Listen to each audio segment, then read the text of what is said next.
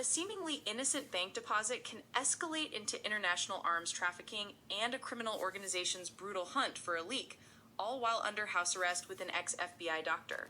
This story from the piece by Von Bro Break Free plunges us into a world where financial irregularities are just the tip of a dangerous iceberg.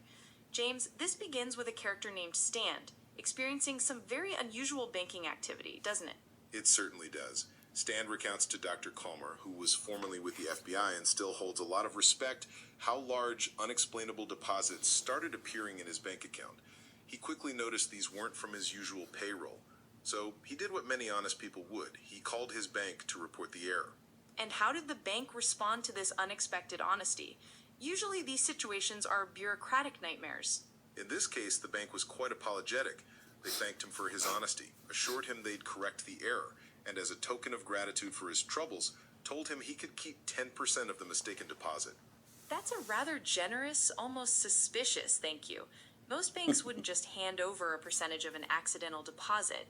What was Stan's reaction to this unusual gesture? Initially, he had no issue with keeping the 10%. However, when the bank removed the remaining funds, he observed something deeply unsettling. It didn't look like a standard reverse transaction. Instead, it appeared as a purchase of some kind. A purchase? So the funds weren't just returned to a general account, they were directed to acquire something specific. That's a significant detail. What did Stand do with that troubling observation? He didn't like it at all. He started digging, doing some poking around, as the text puts it. What he uncovered was alarming. Someone had used his account to purchase guns and explosives from overseas. Once they realized he had hacked into their system and discovered this, he's been on the run ever since. So Stand, by reporting an error, stumbled into a sophisticated money laundering operation funding illicit arms deals. Dr. Calmer's assessment that Stand got himself involved in a money laundering scheme feels like an understatement given the overseas weapons. What was the doctor's next move, considering Stand is now under house arrest and potentially a target? Dr. Calmer immediately stated his intention to brief both the police and the FBI on everything Stand had revealed. Stand, however, felt he hadn't shared enough, but the doctor reassured him. He believed that if Stand could hack their systems and learn what he did, the feds likely already knew more, and that Stand simply needed to stay out of sight. The original text also notes that black suits surrounded them to safely escort them to the car and home. That's a very FBI insider perspective, implying a deeper intelligence operation is already underway. But this isn't the only narrative thread running here. We also get a glimpse into the criminal organization side of things, specifically the infamous club Base 69. There's a conversation between the club's powerful leader and his eldest son, which offers a stark contrast to Stan's predicament. That's right. The club owner is speaking to his son, praising him, saying, quote, "You are my beautiful son, and prince of all I will leave you one day." He even asks for a kiss, which the son immediately complies with, vowing to be just like his father.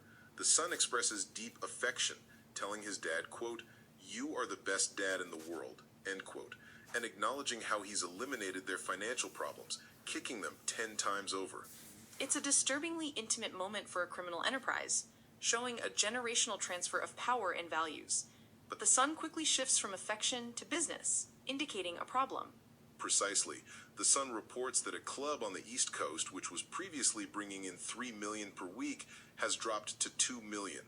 He believes he knows why and suspects the person under house arrest, with a shrink as his guardian, is too aware of their operation and might spill his guts to the feds. So the son correctly identifies Stand as a potential leak, but the father dismisses this, right? He seems to have his own intelligence. He does. The club owner corrects his son, saying, quote, "You are wrong, son. That guy is not the one. My intelligence reports have already informed me of the leak of money and the leak of information," end quote.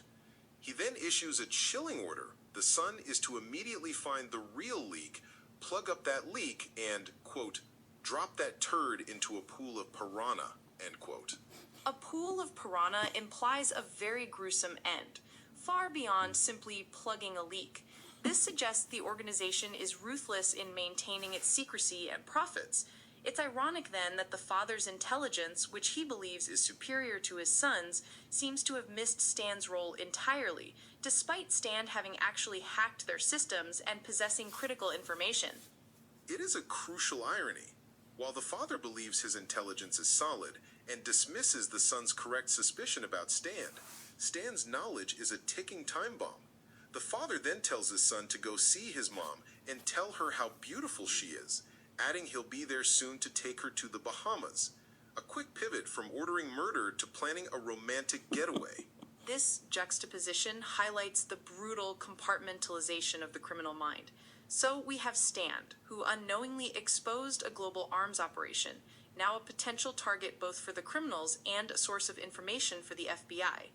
And the criminal organization is hunting a leak, potentially the wrong one, while a dangerous truth is waiting to unravel. It suggests that while Dr. Calmer believes the feds are already aware, the full picture and immediate threats are still very much in motion.